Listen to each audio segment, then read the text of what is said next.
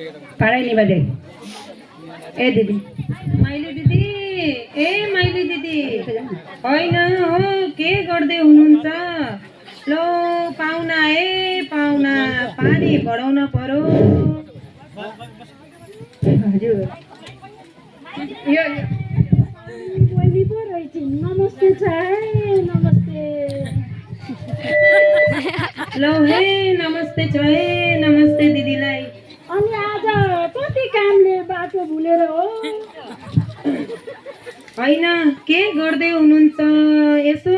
दिदीको खबर लिन पर्यो नि भनेर आएकी हुँ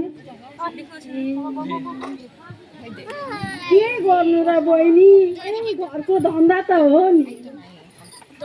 घरमा अरू कोही छैनन् र हजुरले एक्लै घरको धन्दा गर्दै हुनुहुन्छ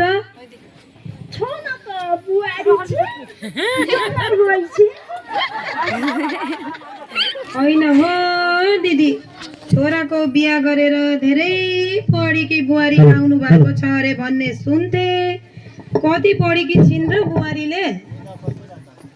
भन्न त बहिनी बिए पास एमए गरेकी छे भन्छन् खोइ डङ्ग त भने पटक्कै लौ दिदी के भन्नु भएको यस्तो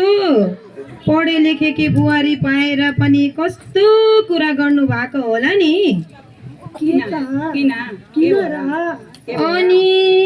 अनि के त हजुरकी बुहारीले चाहिँ कति पढेकी छिन् नि मेरी बुहारीले त 12 पास गरी छिन् हजुरकी बुहारीले घर धन्दा घाँसपात गर्न जानेकी छिन् लो दिदी त्यसो भन्ने होइन आजभोलि यस्तो इन्टरनेट र सोसियल मिडियाको जमाना आएको छ पढे लेखेको बुहारीहरूलाई कसले घाँस दाउरा पठाउँछ र हाम्री बुहारीले त अलिअलि घरको धन्दा गरेर जागिर पो गर्न जान्छन् हौ अरू रहेको धन्दा त मैले आफै गर्छु नि हामी त सासु बुहारी मिलेर काम गर्छौँ नि दिदी त्यति माथि बुहारीलाई उचाल्न पनि हुँदैन भो किन त्यसो भन्नुहुन्छ पछि टाउकामा टेक्रान् नि त्यस्तो भन्ने होइन दिदी बुहारी पनि त छोरी हुन् नि अब त बुढेसकाल लाग्यो छोरी बुहारी चाहियो भन्दै कति खुसीले पञ्चबाजा बजाउँदै घरमा भित्र आएकी बुहारी हुन् नि त दिदी हजुरकी बुहारीको नाम चाहिँ के हो नि सदिक्षा हो सदिक्षा अनि हजुरको चाहिँ के हो नि फुलमाया हो खोइ हेरौँ त बोलाउनुहोस् त फुलमायालाई खोइ हेरौँ त जङ्गलबाट आएकी हो नि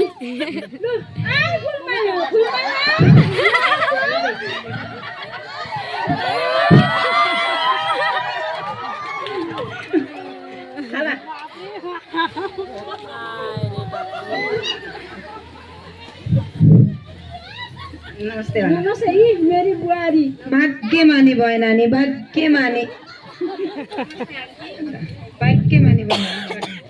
कठै बिचरा के होला नानी नाम तिम्रो मेरो नाम फुलमाया हो आन्टी होइन नानी कति पढेकी छौ नि तिमीले एमए पास गरे थिएँ आन्टी के गर्ने यस्तै रहेछ किस्मत केही काम लागेन